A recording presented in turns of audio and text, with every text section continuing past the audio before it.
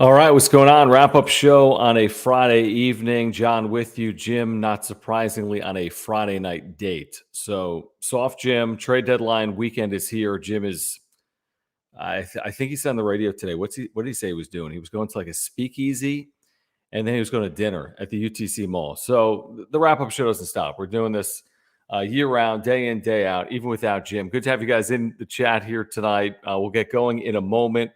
John Schaefer with you for the next 60 minutes. As always, as you make your way in, whether you're here live or on replay, if you want to support this channel, there are a number of ways to do that. You can subscribe. If you subscribe, you're going to get year-round Padres content. All we really ask of Padres fans is that you subscribe.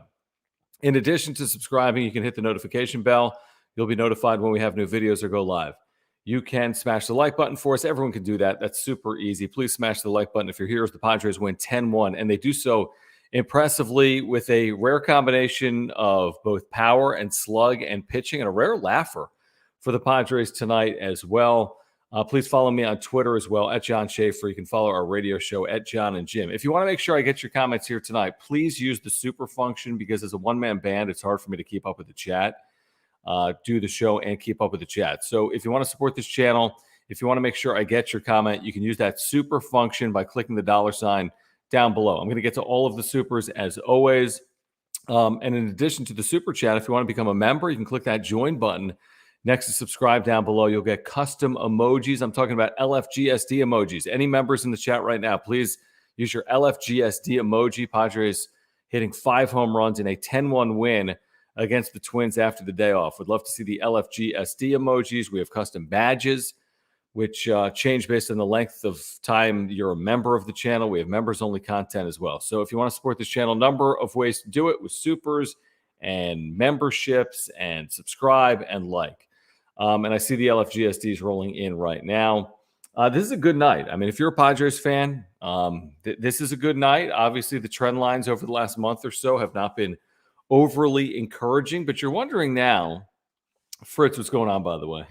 Fritz says I'm carrying the program. And yes, Carter, it is Solo John. And it was, Michael, a breath of fresh air tonight for the Padres. So, you know, games like this have been relatively rare, I would say, for the Padres over the last month or more, maybe even going back to all the way in late May. But if they're turning the corner, you know, maybe that's a possibility here. You know, they took 2 of 3 from Arizona before the deadline. They went 3-3 on the road trip, but did win a series in New York and had an opportunity, a golden opportunity to win a series in Detroit. Just didn't take advantage. We can get into that, obviously. And then they win tonight. So you go back over their last 10 games before the break, and they're 6-4. And it feels like they should be better because of that Detroit loss on Wednesday. But it's at least encouraging because we haven't even seen a 6-4 stretch for the better part of the last 40 or 50 games. So it's at least encouraging. All right, I see the supers coming in. Again, it's a great way to support this channel. If you want to make sure I get your comment here tonight, interact with it. If you want to kind of direct the conversation here this evening, because there's so much to get to. We're going to get to the trade deadline. Luis Castillo to the Mariners. Does that take him out of the Soto sweepstakes? It's a possibility. They give up like 3 of their top 10 prospects, 4 of their top 30. I think Jim Bowden earlier today talked about 4 teams being heavily involved. Most people believe the Mariners are one of those teams. If it's the Mariners and the Padres and the Dodgers and the Cardinals, then the Mariners take themselves out of that conversation. We'll get into that. We'll get into Blake Snell, this offense, other needs, the closer situation, Joe Musgrove's contract. Wherever you want to go with this, you can use the supers, and we'll get into it. So I want to start with Franz. Franz, thank you for hanging out. Thank you for the super. We really appreciate it. Thank you for your support of this channel. He says, great win. Let's keep it up. Hashtag LFGSD. It is a good win. I mean, consider what happened Wednesday.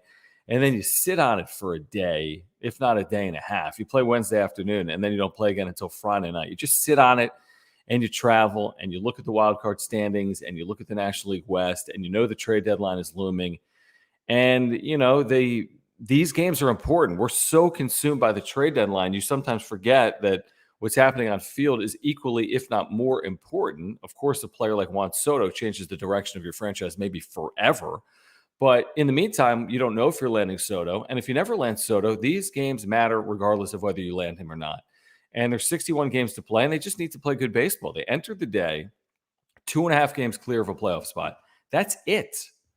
2.5 games. Now, I want to say teams behind the Padres, won today. I think that's correct. Put it in the chat if I'm wrong about that. So, I mean, you're looking at, 2.5, 3 games here, which is fine. You have the additional wild card spot. Is it tenuous? I think it's slightly tenuous. They're going to have to play decent baseball. They don't have to go 40-21. They do not have to go 40-21 to make postseason. They don't have to go 39-22. You get the point. I mean, 31-30 conceivably could be enough unless those two teams behind you finish odd and go 35-25. So they don't have to be perfect, but they have to be better than they've been. And there's still 3 games under 500 since May 23rd. So they need to be better than they've been. France, thank you again for the super. Greatly appreciated. I want to get to our buddy 619 Cam, who is a loyal viewer of the wrap-up show. It's great to have Cam always with us here on the channel. He's a member as well. Cam, thank you. Thank you for the super. Again, if you want to make sure I get your comment, you can click the $sign down below. We're getting to all of the supers here tonight as the Padres just demolished the Twins. They were 2-8 all time against the Twins at home, for whatever that's worth. I mean, it means nothing. 2 teams haven't played since 2017, but it's nice to get a laugher. It really is. Cam says, sup, John? Just nice to finally have a game like this. Thanks for running solo without Soft Jim. Yeah, absolutely, Cam. You know my dedication. You know my loyalty to Padres fans and wrap-up show viewers, and we're dedicated. Jim's dedicated to dating, and this channel here and there when it's convenient. But Cam, thank you for the super, and it is nice to have a game like this. And I don't know if it felt like a laugher immediately because Snell allowed that home run to make it 3-1. You're thinking, well, this game is far from over. But then Padres just tacked on Machado, Alfaro, Hosmer with his 8th home run of the year, Kim with a rare home run. I mean, it was a good night. And, it's not as if the home runs were absolutely crushed. I want to say the furthest was 410 feet, and 4 of the 5 home runs were hit less than 400 feet. Obviously, it's hard to hit a ball more than 410 feet at Petco Park, but there have been very few games like this. They hadn't hit 4 home runs in a game this year, I believe, and they hit 5 here tonight. So it's encouraging, and we'll see if they can continue the momentum of both pitching and offense throughout the course of the weekend against a pretty good Twins team. They've lost 3 straight now, but they're still 5 games over 500. Their starting pitcher tonight, Joe Ryan, has had an excellent year. So this was a rare slip-up on his accord. When you look at this box score here tonight, and, Ryan, 4 2/3 innings, 8 hits, 10 runs. I mean, he came in with a 2.7. He leaves with a 3.7. This late in the year, that's a rarity. And then you compare that to what Blake Snell did here tonight. 6 innings, 4 hits, 1 run, 7 strikeouts, 1 walk. When he is effective and when he commands his pitches, he gives you a chance to win a baseball game, and they scored for him finally as well. And he's been better in July. Look at the Snell July numbers. I don't have them in front of me. He had 1 bad outing, but he has absolutely been better. There's no question about that in July. All right. Thank you again, Cam. I want to get to the super from Michael. Michael, thank you again for this super chat and for hanging out with us here tonight.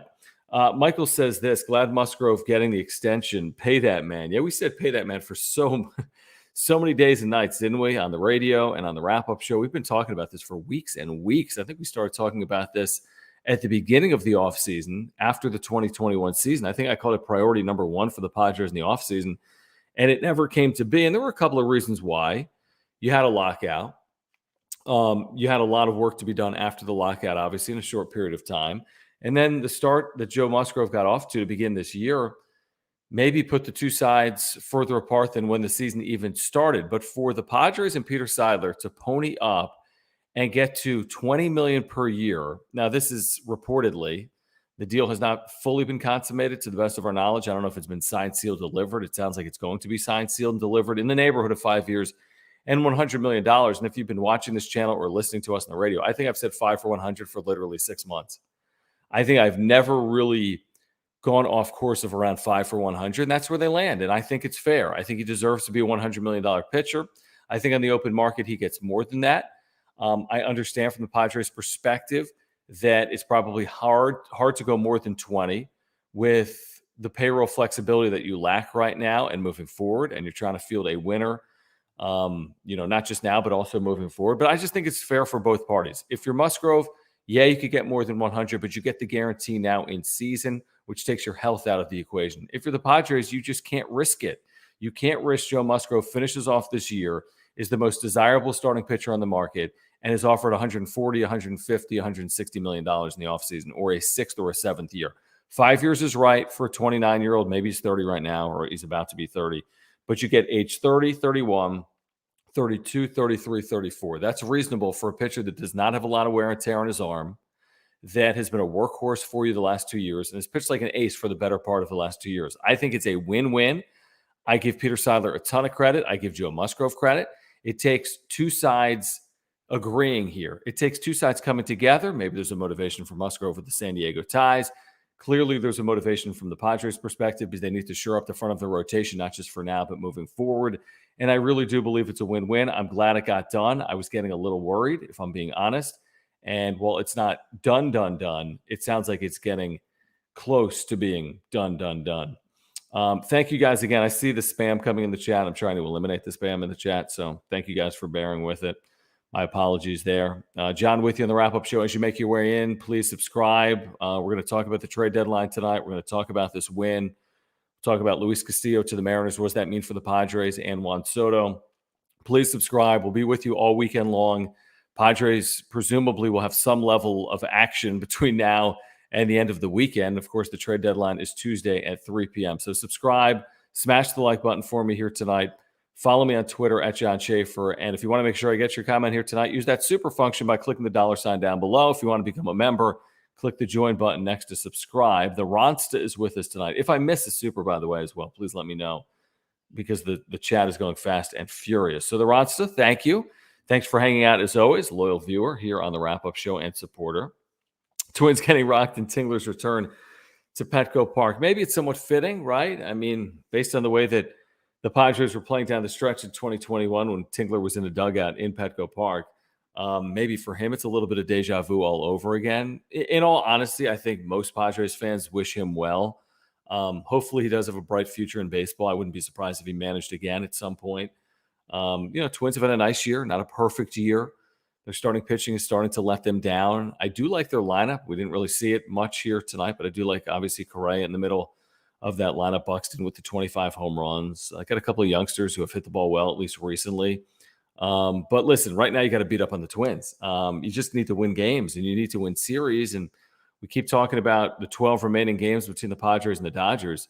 That is that's a tough pill to swallow when 12 of your final, whatever the math is going to be when they play, 12 of your final 54, maybe something like that.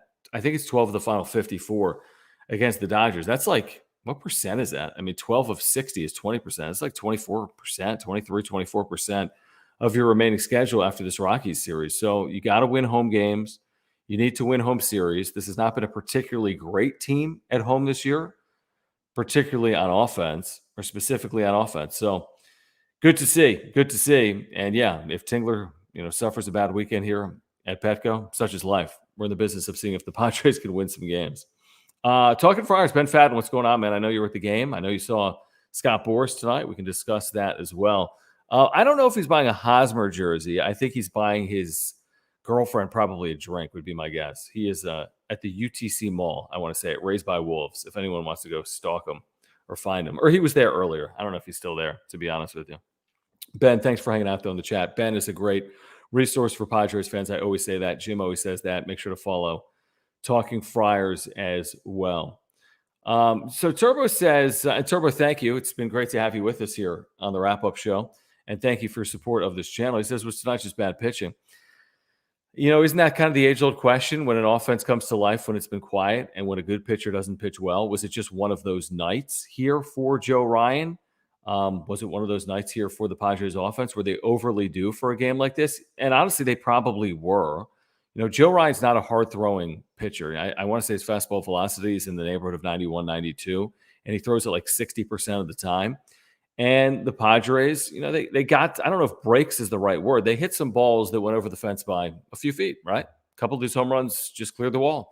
There's other nights where the Padres fly out to the warning track. That's literally the definition of baseball. But tonight, Machado's ball goes over the fence. Tonight, Voigt's ball, and he was snake bitten in Detroit.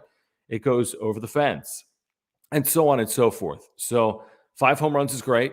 Only one of them over 400 feet. Again, if you play this game somewhere else, who knows if you hit 5 home runs tonight or if you hit 1 home run here tonight. So it's probably a combination of the Padres were kind of due for a night like this. Maybe Joe Ryan was due for a night like this, coming in with a sub-3 ERA in his rookie year, by the way, for the Twins and pitching in an unfamiliar ballpark against, a National League team in interleague play. So I think it just happens over the course of a baseball season. I mean, shoot, really good pitchers can get hit pretty well over the course of a year. We've seen it with Yu Darvish. I mean, Joe Musgrove has not been perfect in his last 4 or 5 starts. It's very rare for a pitcher to go the entirety of a season, make 30 starts, and not have one real hiccup. It does happen. If you look at a Jacob deGrom season when he won a couple of Cy Youngs, you could probably look at a Max Scherzer season occasionally and look at that. Although Scherzer, even last year, giving up a grand slam here to Camarena. So it's baseball, and they play a lot of games. So one of those things, potentially, one of those things. I want to get to the super from our buddy Eric Lanier. Eric, good to have you in the chat. I caught up with Eric actually earlier today. Eric is a huge supporter of the wrap-up show. So, Eric, thank you for hanging out. Thank you for the super as well. Much appreciated. And Eric asks or says, Boras here tonight for any other reason than Soto. Okay, so that's kind of like a $500 million question, Eric, if I'm being honest. And I do think, to be honest, that he's in San Diego for a number of reasons that have nothing to do with Juan Soto. Now, could Soto have something to do with Boras being in San Diego tonight? That's possible. I mean, I haven't seen Peter Seidler quoted regarding what the conversation entailed today with Scott Boras. I don't know fully whom else Scott Boras may have met with here today while in San Diego or at Petco Park. He has a number of clients on both of these teams, by the way, both of these teams. Eric Hosmer is one of his clients. I forget the whole list. I've seen it here in the chat already. It's hard for me to keep up with that. He's Musgrove's agent, I want to say. Is that accurate? So if Musgrove, again, we find out today that Musgrove is coming to terms sooner rather than later on a $100 million deal, and Boras is his agent. Is that right, by the way? Is Boras Musgrove's agent?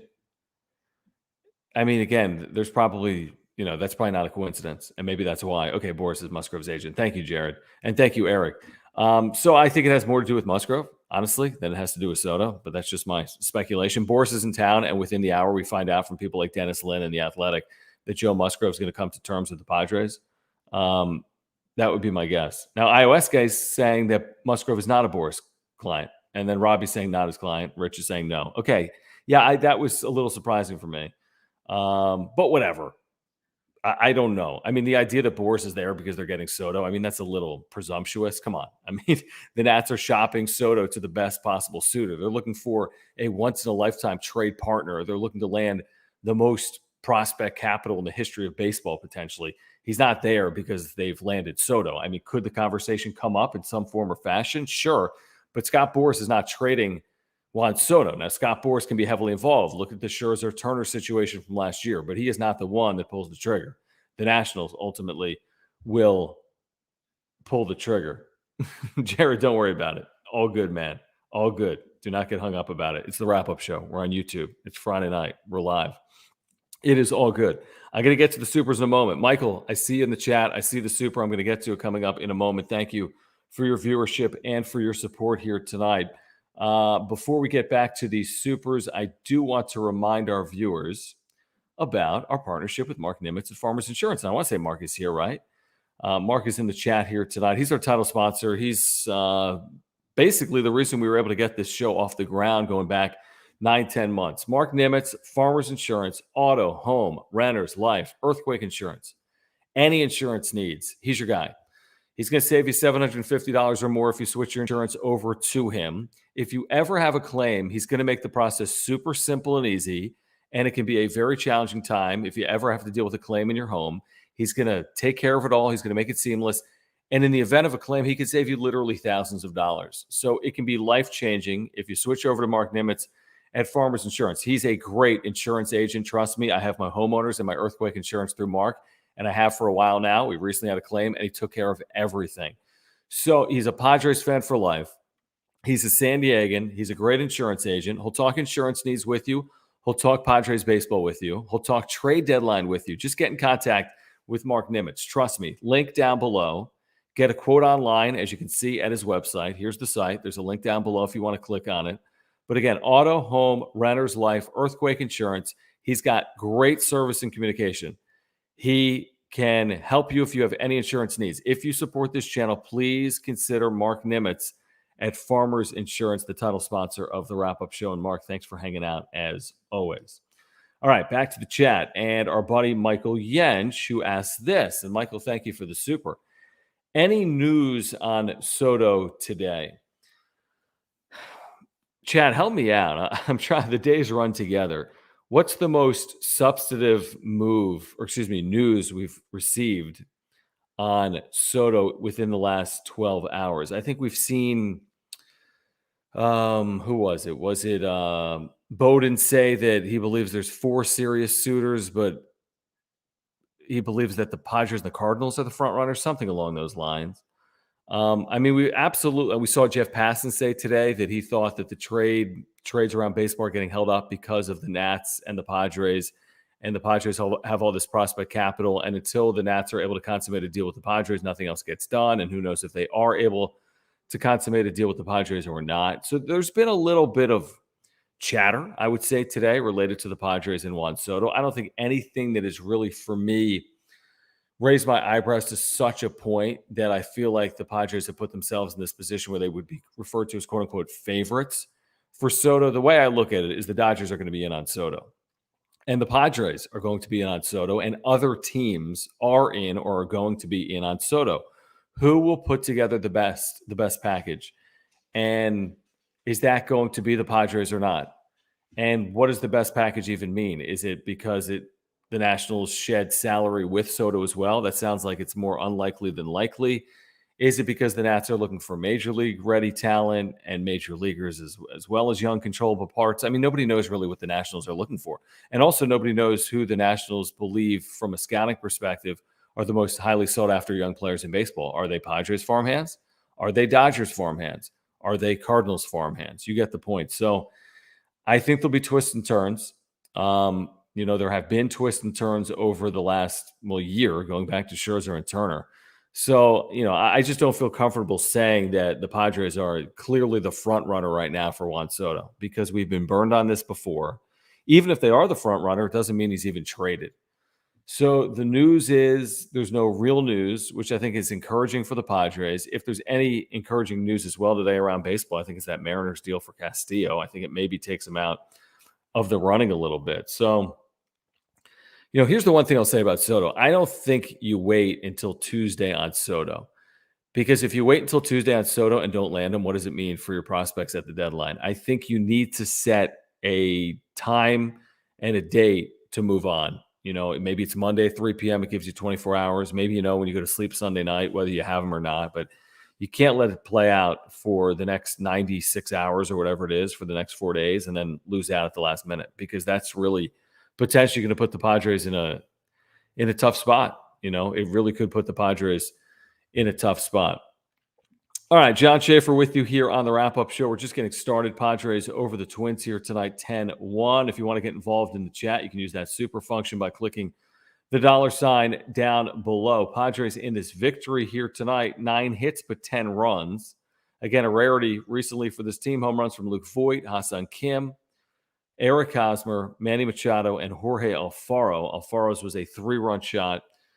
And Padres had a bit of a laugher down at Petco Park, and you can use these over the course of 162. And the way this team has played here over the last month, a welcome night, I think, for Padres fans. What a crowd, by the way, at Petco, over 43,000. I mean, the support for this franchise is just unbelievable. It has just been incredible throughout this 2022 and really 2021 season as well. All right, let's get back to the supers. I want to go to our buddy Alex. Alex, thank you as always for your support of this channel. Great to have you with us here live in the chat as well. He says maybe the Joe extension was the holdup. You're saying, Alex, related to Soto trade talks? Is that what you're referring to? Comment down below if that's what you're referring to. I don't know. We asked Kevin Acee this on the radio today.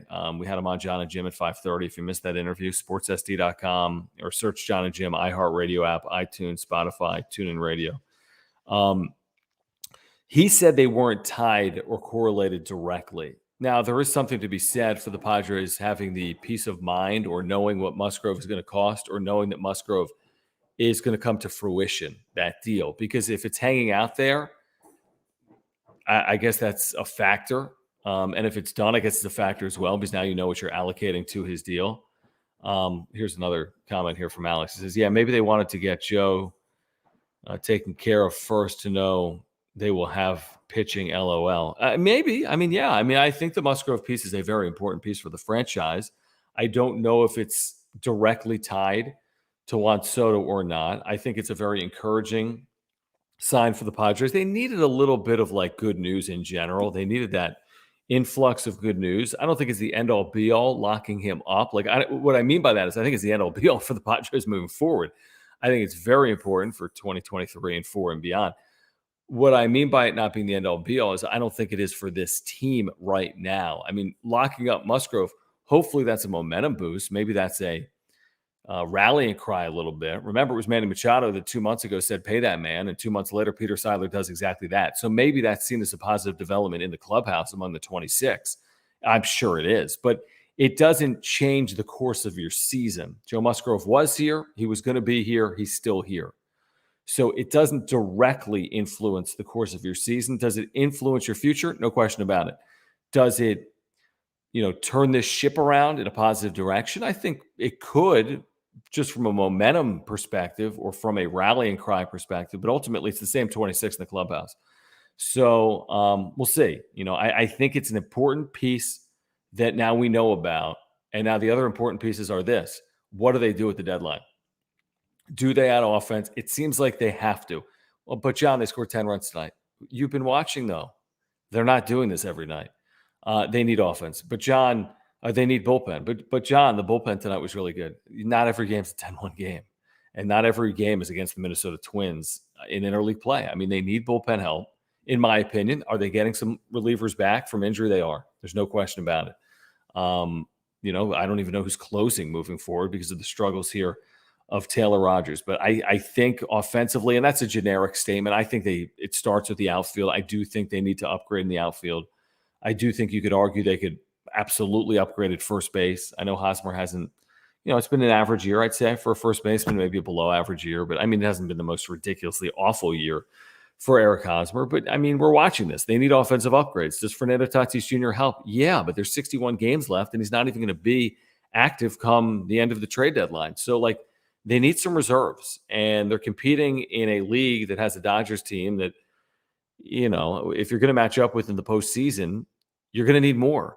And we don't know if they'll match up with them in the postseason. But what's the goal here? Is the goal to get in, or is the goal to win when you get in? And that's what AJ Preller and ownership are probably asking themselves right now, if I was guessing. But I mean, you're in a window of time where Manny Machado's 30 years of age. You should be playing to win a World Series. You shouldn't be playing for 2023. I mean, you just shouldn't. And the way this franchise is being supported right now by the fans, I don't want to hear about 2023 right now. I just don't. All right, let me get back to Michael Yench. Michael, thank you again. Greatly appreciated. He says, us true San Diego sports fans are loyal to the team that stays here in San Diego. No doubt about it, Michael, as you should be. I think, there's another conversation. There's a different conversation when we talk about the support of the Padres and what we see night in and night out. A lot of you guys probably know. I mean, I've been in San Diego 5 years. Literally 5 years to the day. It was like my 5th year anniversary in San Diego. I remember when I got to San Diego in July of 2017, I want to say I went to a game. One of the first nights I got here, I have a picture on my phone. There was no one there. I mean, I'm not even kidding. It was like a Marine Layer July night. I don't even know who they were playing. It was not some horrific opponent. It wasn't like, the Yankees or the Dodgers, but it was just some normal opponent. And there were 9,000 people in the building. Something like, it was ridiculous. They probably announced like 19, but there were like 9,000 people in the building. I'm thinking to myself, oh my gosh. From that moment to now is unbelievable. I mean, the events that have occurred, obviously the NFL team leaving, the signing of Manny Machado, the Fernando Tatis Jr. emergence as a young player. It's just, the franchise has, invested. Peter Seidler's done a great job investing. They're vested and they've invested, and San Diegans have come out to support it. And it's awesome to see. It really is. It's been awesome to see. For me, having been here for 5+ years, San Diego's a baseball town. I don't know San Diego's a football town. I know San Diego's a baseball town. I remember the first day we were on the air as John and Jim, I said, here's what I'm going to do. It might be unconventional. People say you can't do this. I'm going to do it anyway. I'm going to talk Padres and San Diego State for 365 days a year and San Diego sports. And of course, we'll mix in the NFL as necessary. But I'm going to talk Padres. I'm going to talk San Diego State. I'm going to talk San Diego sports. And if people support it, it's going to work. We need the support of people. So if you like that type of content, that's why we ask you to come to the wrap-up show, come to our radio program because, believe it or not, it's kind of somewhat unconventional. Like, spend 3 hours a day talking solely about San Diego. I don't care what's going on. I really could care less about what's going on in the NBA and San Francisco. Now, Jim feels a different way. And NFL is topical, of course, but I mean, come on. I mean, if you're in San Diego, I think you want to hear about the Padres as much as anything. That's my 2 cents. So thank you, Michael, for the super and for your support of this channel. I'm just trying to scroll here through the chat. Thank you guys for bearing with me here tonight. Let me take a sip. I'm drinking tonight. Is anyone else drinking? Let me know what you're drinking in the chat if you are. You know me. I'm a little soft. Nova, easy kombucha. What is it? Mint watermelon. So here it is. Look at that. Such a girl drink, right? No offense to any women in the chat, live or on replay. But you know what? Everyone always makes fun of me. Okay, I do want to tell you about our sponsors coming up in a moment. I do want to get to this super, though, from our buddy 619, Cam. Cam, thank you again. Thank you guys for the supers. If you want to weigh in, please make sure to click that super button down below, the $ down below. I'll get to all the supers here tonight. As you can imagine, it's impossible to keep up with all the comments coming in and do a show at the same time. So Cam says this: wouldn't it be awesome that we land Soto and Tatis comes back at the same time he plays his first game, #LFGSD. Can you imagine? So the Tatis timeline is a tricky one and a little bit of a moving target and a little bit of moving goalposts in general. We've heard a lot of different timelines since we found out the extent of the injury in early to mid-March after the lockout. I think a lot of people hoped for late June, then early July, then early August. And now I don't know if any of that is reasonable. Bob Melvin saying it's day to day. He said earlier today to the media that he could face live pitching at some point mid to late homestand. So I would put that as Monday through Thursday potentially against the Rockies. That's mid to late homestand. So maybe he faces live pitching. Maybe then he goes out on a rehab appearance, a very short one in my opinion. I'd be very surprised if it was longer than a couple of games. That's just my personal opinion because this guy's a brilliant player. And what are you going to learn from watching him 4 times in El Paso? Just to see how the wrist responds, I guess. Just his health, nothing else. So you put it all together. If you could start a rehab by next weekend, let's say a week from today or even sooner, then maybe he could come back like a week from tomorrow or Sunday against the Dodgers, or a day or two after that. And that's what, August 6, 7, 8. Again, I've been wrong 1,000 times on this. I'm not a doctor. I don't have knowledge of the extent of what's going on. But I mean, I think we're looking maybe 6, 7, 8 is really good case. Maybe if a week later than that, possibly as well. But, that's not going to be a lot of games remaining for the Padres, but they're going to need them. I mean, they're going to need them, and they could need them for the stretch run, and they could absolutely need them. I mean, they will need them in the postseason. It's Fernando Tatis Jr., generational talent. They need him. They'll absolutely need him at some point here in 2022. There's no question about it. Am I missing something in the chat? Is there someone I should be blocking, by the way, in the chat? I see the spam, and I apologize for that. Is there someone I should be blocking other than the bot spam, which I just blocked? Let me know if I should be. So sorry about that. You would think YouTube could do a better job with the spam a little bit. It's not like there's 15,000 people in here. A couple hundred people, we can't keep the spam out. Okay, so thank you, Peter. He says, no, it's the bot. Thank you, Peter. I appreciate you making me aware. Thank you again, Cam, for the super. Thank you, Michael, again for the super as well. Really do appreciate the supers here tonight. Great way to support this channel on a Friday night. We're just 4 days in front of the trade deadline. It's less than 4 full days because it's Tuesday, 3 o'clock Pacific. Most of it is ironed out, in the day before. You'd like to think. I think most of the work will be done by Monday, but I'm sure there's some stuff that'll linger into Tuesday. There's no question about that. That always happens. But the big, massive deal, I think we're going to know about the big, massive deals, whatever those are in baseball, at some point Monday. Maybe they get, again, completed on Tuesday, but I like to think we'll know the direction of someone like Juan Soto maybe at some point Monday as opposed to Tuesday, if not earlier. So Michael, with this super, wants to know, how about getting Soto? Well, okay. Any combination of this, to be honest, would be pretty good. He says, how about getting Soto, Ohtani, the Cubs catcher, that's Wilson Contreras, and a bullpen arm? Okay, Michael, I will say this. there is a very high likelihood they do some of this. Now, what I mean by that is I think they will add to their bullpen. So that feels inevitable to some degree. I think they could trade for Wilson Contreras, although I don't know how likely it is because I think a number of teams need catching help. And I don't know if the Padres are the team that needs it to the greatest degree. I personally don't think Ohtani's moving. I just don't. So I don't think Ohtani's going anywhere. And Soto, we're all crossing our fingers. I'm crossing my fingers. But I mean, if you did one of the first three, to be honest, Soto, Ohtani, Contreras. Now, again, there's an order there. You can argue Soto, Ohtani because one player is 2.5 years of control, the other's 1.5. We could argue that. I don't think it's overly realistic that Ohtani moves, but I've been dead wrong before, so maybe it does happen. But I mean, Soto, Ohtani, Contreras are all, in my opinion, I mean, two of them are transformational. I think Contreras is a big addition. I really do.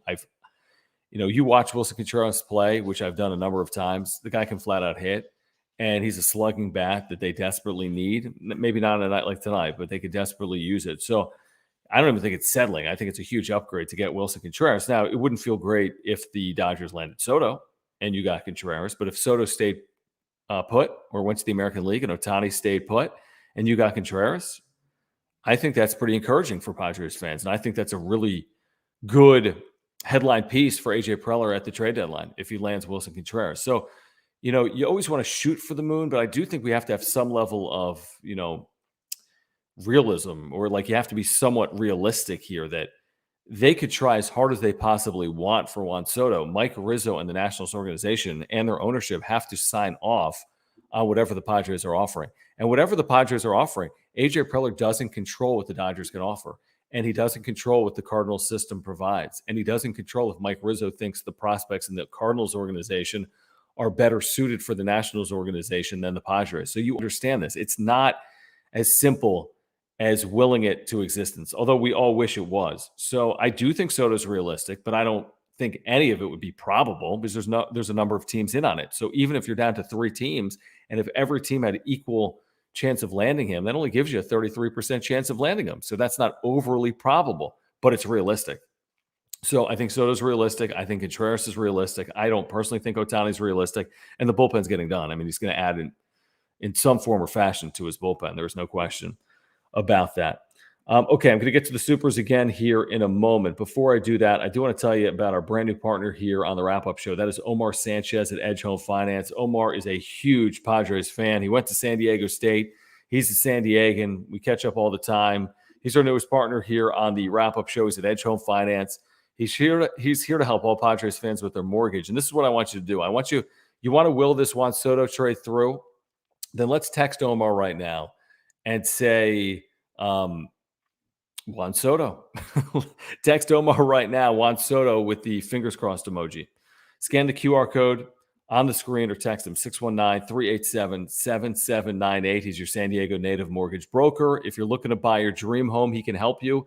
If you're looking to refinance to consolidate your debt, he can also help. If you're in the process of buying or refinancing and you want a second opinion to make sure you're getting the best possible deal, get in contact with Omar Sanchez. He'll give you an absolutely free consultation. You can call him or text him 619-387-7798. And if you're looking for referral partners to expand your book of business, reach out to Omar directly. I'm talking about realtors, CPAs, insurance agents, divorce attorneys, immigration attorneys.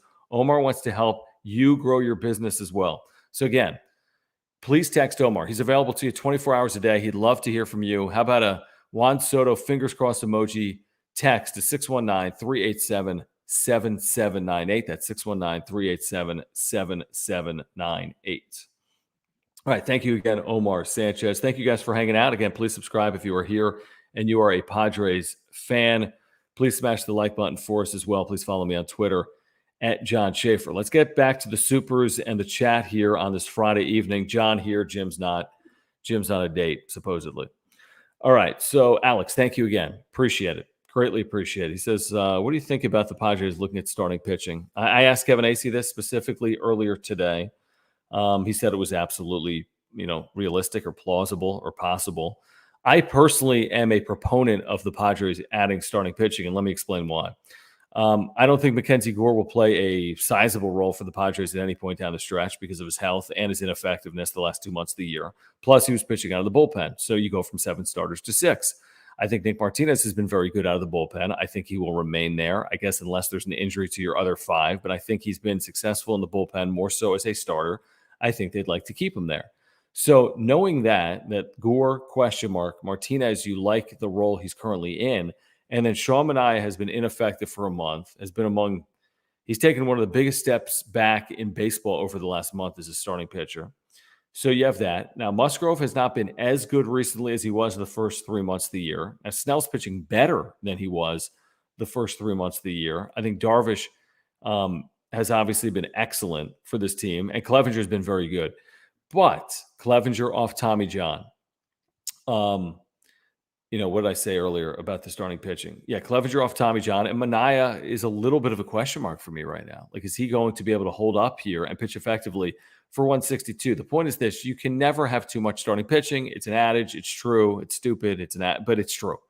You can never have too much, and I don't think you should rule it out. And I don't think it would be a poor decision to address it. Now, you might say, is it their number one priority? And you might say, well, hold on, John. The starting pitching is carried the way. Exactly. So if the deadline passes and you have a situation in your rotation, or the rotation is carried the way, not the bullpen. If you have a situation in rotation after the deadline, remember last year they had was it a Chris Paddock injury the day of the deadline? You just can't deal with that again. I just can't deal with that again. And the Padres, because of this offense, need starting pitching to carry the way. So if you have one additional starter and you go to a 6-man rotation, again, I don't think it's the end of the world. I just don't. So, it's not going to be Luis Castillo, obviously, at this point. So the best starting pitcher is off the board. There are others that would be available and are available right now. I don't have the names in front of me. We've talked about a few of them over the last week or two. But, I think it's a good strategy, to be honest with you. I really do. Again, I don't know if it's the first area I'm going to right now if I'm AJ Preller, if it's my first upgrade. But I'd consider it, and I'd consider it heavily right now based on what happened last year where, it was just an absolute, abject failure down the stretch. They just didn't have starting pitching. And we could pretend like Chase Tingler was a bad manager, and we could say he didn't communicate well. And all that could be true. But what's also true is Vince Velasquez and Jake Arrieta pitched a lot of games for the Padres down the stretch, and that made no sense at all. And the Padres should never have been put in that position by their general manager, in my opinion. Okay. Another sip.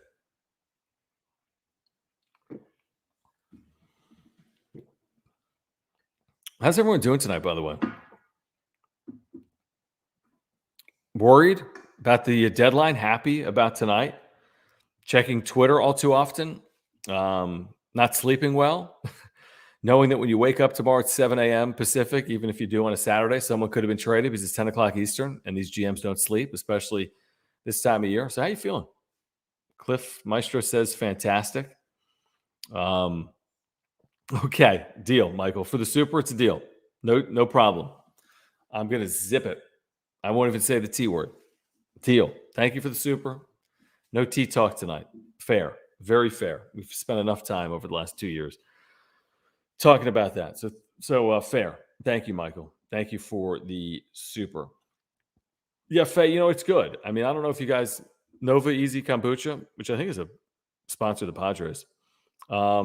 It's very good. I've been a huge fan. I'm a huge kombucha drinker, non-alcoholic, alcoholic. Yeah. So thank you. It's good, Faye. It is. Are you a kombucha drinker? Yeah, Michael, I think we all are. I haven't chatted, by the way, since I've been on, because if something pops up and it's accurate and factual, and don't try to completely troll me, because you know me, I'm not just going to read right now, Juan Soto to the Padres. But if I'm missing something, or if Bob Melvin says something post that you want me to get to, please let me know, and we will get to that. Please, Josh, will this to existence, please. If you guys know, I know a number of you know I'm a big San Diego State proponent and supporter. A lot going on with realignment right now. We'll see. I don't think it's as easy as Tuesday for San Diego State to the Pac-12. Are the trend lines encouraging? I think they are, but realignment's a really tricky putt. You think trade deadline's tricky? Realignment is the trickiest thing in sports right now. It really is. But yes, please, Josh, fingers crossed. All right, let me get back to the chat here. And there's a lot to get to that we haven't even touched on, by the way. This would be a good trade. So am I, Faye. This stuff is, look at the color of this. It's so light. Look at that. So believe me. And it's sweet. It's sweet. I mean, it depends on the flavor. I don't know why I'm pushing this on the audience. I just do. It's just who I am. Okay, so what else happened here tonight? Let me just take a look at my notes here for a moment as the Padres beat the Twins 10-1. If you want to make sure I get to the comment, you can use the super down below. Taylor Rogers is no longer the Padres closer, at least for the short term. Taylor Rogers is no longer the closer. Now, this is a big storyline, obviously, because who is the closer? And they said committee. So there's no real answer there. Is it Luis Garcia? Is it Nick Martinez? Is it Adrian Morejon, who can't go back to back right now off Tommy John? So this is a big story. Now, Taylor Rogers maybe gains it back because he pitches, with a greater degree of success when he's pitching in 6th, 7th, and 8th innings than when he was pitching in 9th innings trying to protect small leads. But Rogers has been bad over the last 2 months, and it's time for a change. It's probably past time for a change, to be honest. But we'll see how they play this. We'll see if they address closer at the deadline or not. I think it's at least a possibility. Now, again, are you getting some pieces that could be 9th inning guys like Drew Pomeranz? Yeah. Do you have, do you have enough in your bullpen to feel confident about the 9th inning if you don't add to this bullpen? I don't know. Maybe someone emerges in the absence of Rogers because he, failed as closer here in the middle of the year. Maybe someone else is able to run with it. We'll find out. Michael, thank you for the super. As always, we appreciate you hanging out. Thank you for the super here tonight. So he says Mariners getting Castillo takes the Mariners out, but keeps the Dodgers in it for Soto because they want a Castillo as well. It's an interesting way to look at it, and maybe we should be more concerned with the Dodgers than we are with the Mariners. Because truth be told, if Juan Soto went to the Mariners, yeah, it would be frustrating because everyone wants Juan Soto, but he's not really going to impact you day in or day out unless in the unlikely scenario we get a Padres-Mariners rivalry World Series, right? Like we'll concern ourselves with that if and when it happens. So, yeah, maybe it's true. I mean, maybe we'd prefer the Mariners were the ones that didn't acquire Castillo, went all in for Soto. So if at worst case they got him, if the Padres didn't, but by landing Castillo and giving up 3 of their top 10 prospects, and I want to say prospects 1 and 2 or 1 and 3 in their organization, depending on who you ask or what publication you're looking at, does that make the Dodgers even more on the prowl than they were even 6 hours ago? It's a possibility. I still think the Dodgers need starting pitching. In fact, I know they do. I think both the Mariners and the Dodgers need starting pitching more than San Diego. Now, whatever starting pitching that the Dodgers get is not going to cost them prospects 1, 2, and 9 in their organization. He's just not going to be Luis Castillo. So they could probably deal for a starter. Not probably, they could. They could deal for a starter, of course, and also deal for Juan Soto. So it's a very good observation, Michael. It really is. And it is concerning. And we've seen this play out before, the whole Charlie Brown analogy where Lucy pulls the football away right before Charlie's going to kick it. Happened last year with Ken Rosenthal even tweeting about the Padres landing Max Scherzer. So, I'm wary is the best way to put it. I am. Am I concerned about the Dodgers potentially landing Juan Soto? How could you not be? If you are a Padres fan, how could you not be concerned about the Dodgers? A, their ability to take on payroll. B, their prospect capital. C, this is what they do. They add to good teams. They've done this for a decade straight. Now, they don't win a lot of World Series. I mean, they won a 60-game World Series for whatever that's worth. But, it's hard to fault or it's hard to say that, well, they don't do anything at deadline. I mean, that's just flat out wrong. I mean, they've been as active as any team at deadlines over the last handful of years. And hopefully the Padres can hold them off. What's going to be hard here is whoever wins the Soto sweepstakes, if it is either the Padres or the Dodgers, the winner is going to have to pay significantly because they're going to play the two sides against each other, and it's like an auction. It's like an auction comes down to 2 potential bidders, and you keep seeing the thing go up and up and up. And I could see that happening, and you got to put in an additional prospect to beat the Dodgers offer. And at one point you say to yourself, is this even worth it? But I think from the Padres perspective, it's worth it. That's how I feel. So I'm all in. I'm all in on Juan Soto. But again, I don't want to have the air taken out of the balloon in the clubhouse if they don't land them, because we have to be honest with ourselves that there's a scenario where they do not land them, you know? So thank you, Michael, for the super. Thank you, Michael Yench, for this super as well. Thank you guys for hanging out in the chat. Again, if you want to make sure I get your comment, you can use that super button by clicking the $ down below in the chat. So Michael says, Dodgers need starting pitching. They don't have the depth like we do. And I do think that's accurate. I really do, Michael. I think if there is a key area where the Padres stack up well with the Dodgers, it would be in their starting rotation. Obviously, Dodgers team ERA has been very good this year. Their bullpen, by and large, has been very good. Their lineup is better, in my opinion, than the Padres. Now, would that change with Tatis and Soto? Yeah, it very well could. It very well could.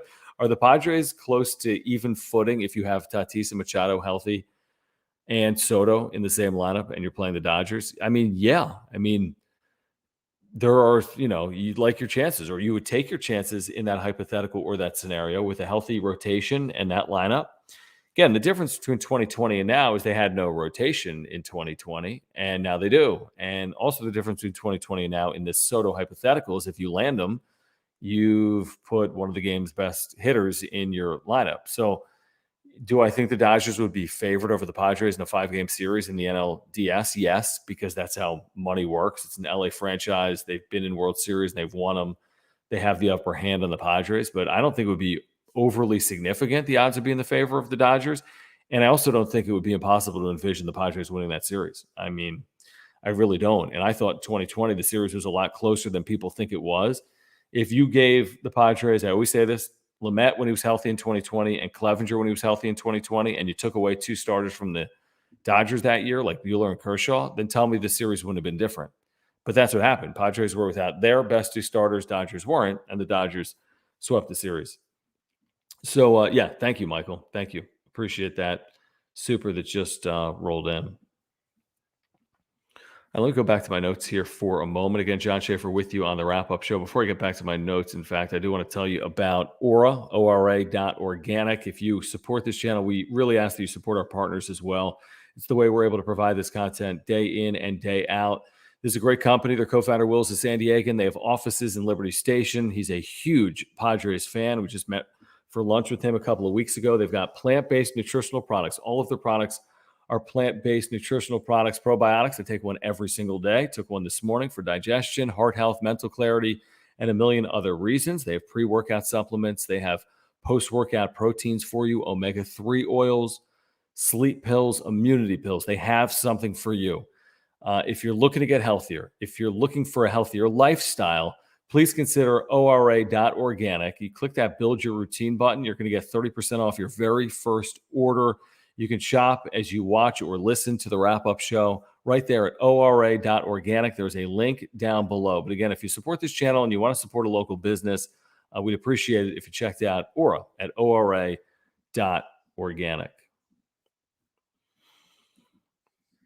All right, back to the conversation here tonight on the wrap-up show. I think I've seen some people talking about this in the chat. It appears as if Will Myers is close to returning. I want to say Bob Melvin said the latest he would return is by the end of this series. So that sounds to me like Saturday or Sunday on Myers. He also said he doesn't know if he'll be 100% at any point this year.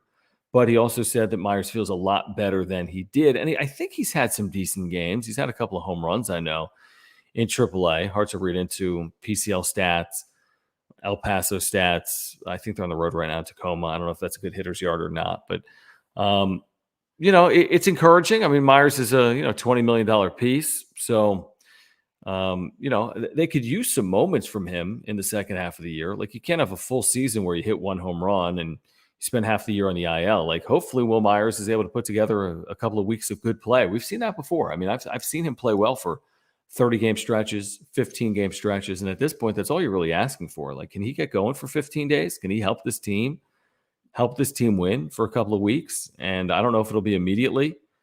But, he's definitely coming back. Now, this is a great question from Cam. I don't know the answer to that. Is it Ruiz who's been squeezed a little bit here? I don't think it's Mazzara. Is it Batten? I see a couple. Yeah, Rich says Batten. Jared says Batten. So, yeah, could be Batten. Is it like Quan says? It's a good question. Who knows if they fully know the answer to that right now? I think even with Will, you know, again, you need more in your outfield. Now, maybe Will's playing first base. That's a possibility. That's a possibility. But again, you just need to get healthier. Whatever, Tatis, Myers, Pomerantz, bullpen, right? You'd prefer to be healthy for a stretch of time, final 50 games or so. If you could put it all together from a health perspective, they're 11 games over 500. And they haven't been healthy by and large, specifically Tatis and Pomerantz. Pomerantz has a sub-2 ERA in 2 years with the Padres, hasn't pitched a ton. And Fernando Tatis Jr. is one of the game's best hitters over the last 3 years when he's been healthy. Cam, thank you for this. John, would you rather be the last wild card and play the Brewers, or would you rather be the second wild card and play the Braves or Mets? If the Braves are part of the conversation, I want to play not the Braves. They're among the best teams in baseball over the last 2 months. I know the Padres played them well earlier, but they're a different team right now. Padres have played the Mets well. I'd say the Brewers. I think I'd take my chances there with the Brewers. Also there, you would then play, if you won that series, the 2, not the 1. And if the 1 is the Dodgers, you avoid them until theoretically the NLCS if you can get there. So I think I'd take my chances with the Brewers if it was Brewers as opposed to the Braves or Mets, because I'm worried about the Braves. If you told me Brewers or Mets, I mean, again, I think the Padres have looked pretty good against the Mets. But because of that risk of the Braves, I'd probably take the Brewers in that scenario. All right, what else do I have here? So yeah, we talked about Castillo. Castillo to the Mariners. That's an ace. That's an ace acquisition. Maybe similar to the Clevenger acquisition of the Padres 2 years ago. Maybe a little bit of a better acquisition. I think a comparable one. 3 top 10 prospects. Again, does it take him out of the Soto sweepstakes? Maybe, but it doesn't impact the Dodgers. So I do think that's a pretty good point. What else? We talked about Boras at Petco here tonight. We talked about the 43,000. How about City Connect, by the way? Maybe they should wear them more often. I don't know if they have the ability to wear them more often. I wouldn't be surprised if we saw them throw those on a couple of more times during this homestand, because right now they've been wearing them Friday nights at home. So I think they've worn them 3 times, and they're 3 for 3, and they've looked pretty good. No pun intended. They've looked pretty good wearing those uniforms this year. So yeah, I mean, if they play well in them, maybe they wear them more often. Yeah, I think that the best case scenario, to Bo's point, I mean, if you can hunt down that first wild card spot and host, is the best case scenario.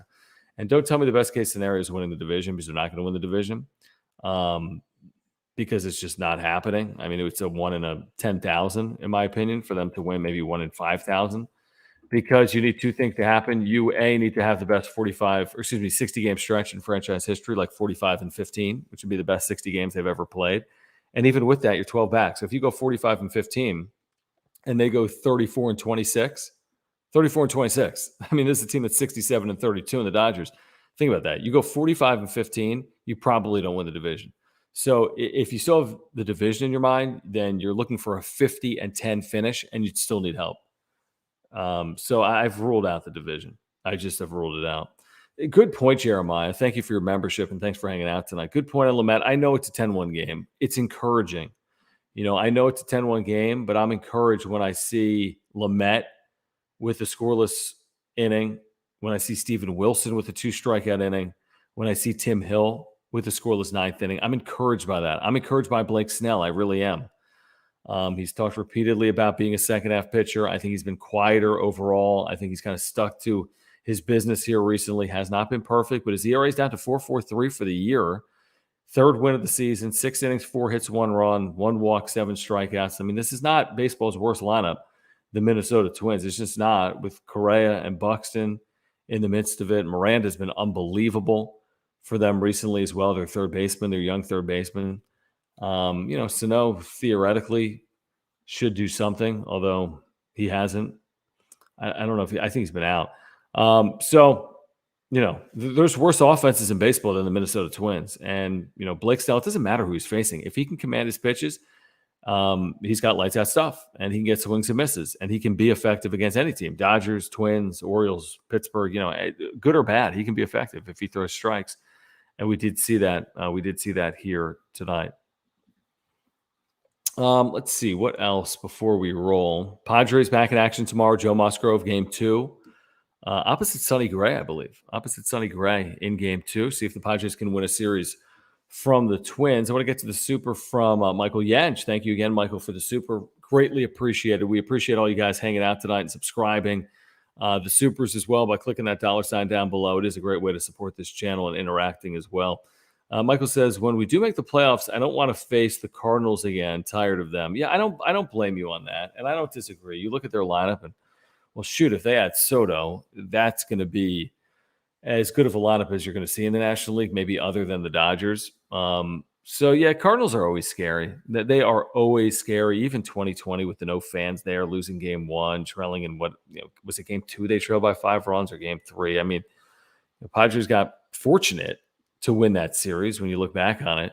So yeah, I agree with you, Michael. I don't want to see the Cardinals. I don't know who I do want to see, to be honest. I mean, I think Brewers or Mets are decent matchups for the Padres. I think I'd want to avoid the Braves and the Cards. So yeah, I think that's pretty well set. So thank you again, Michael, for that super. Let me get to this super here from Alex. Thank you again, Alex, for the super. He says, what about AC saying about Padres Plan B trade? What exactly did he say? Are we talking about some of the Cubs pieces, Alex, as Plan B?